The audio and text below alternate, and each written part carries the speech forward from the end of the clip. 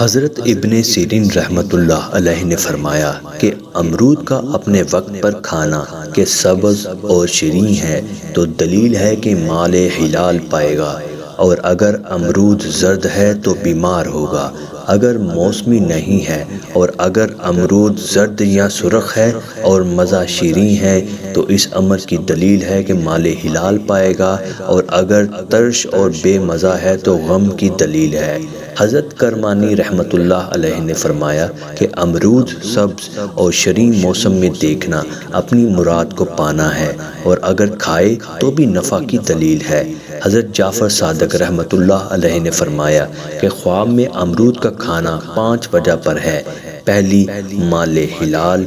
دوسری تونگری، تیسری عورت، چوتھی مراد کا پانا، پانچویں نفع، اور اگر دیکھے کہ بادشاہ امرود کھاتا ہے تو دلیل ہے کہ جس قدر کھایا ہے اس کے مطابق کسی بزرگ مرد سے نفع پائے گا۔